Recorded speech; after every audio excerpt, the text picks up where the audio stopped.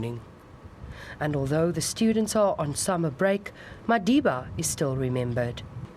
When Madiba accepted his doctorate from Stellenbosch University, he gave the acceptance speech in Afrikaans, and with it, a plea to create more access for black students.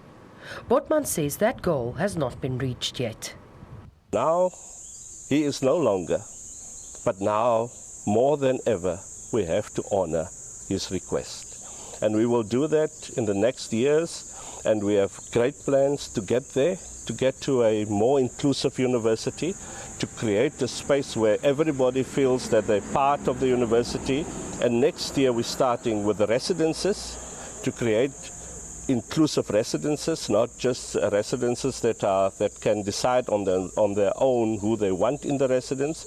And secondly, we will start with the rolling out parallel medium programs in both English and Afrikaans from next year onwards. So that is the way, that is the story that we want the country to know. That is the way we will honor Madiba. The University of Cape Town wants students to emulate Mandela, and plans are afoot to rename a main road on campus to Madiba's Circle. It was one of the first universities in the country to confer an honorary doctorate in law to Madiba while he was still in prison. Madiba represented education, and he was committed to the youth. He himself acquired 4 degrees, and he got those degrees against huge odds. He was first expelled from Fort Hare University in his first degree because of his student activism. When he was in prison and they discovered that he was smuggling autobiographical notes out to the University of London, where he was doing a correspondence course, they interrupted his studies for 4 years, and he continued when he was allowed to. He has a law degree.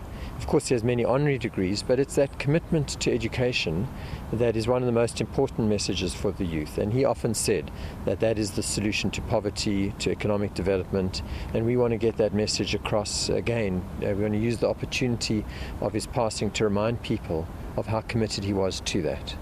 The University of the Western Cape believes a limp education system does not embody Madiba's legacy. Education system is now rated 142nd out of 144.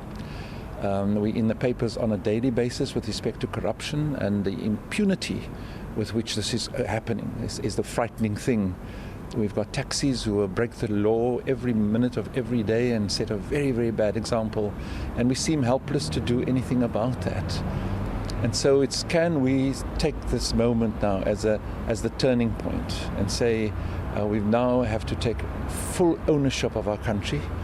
We now have to commit, every one of us, to its development, and we must commit to developing the knowledge and the competence and the skills that we need to have this country survive and flourish.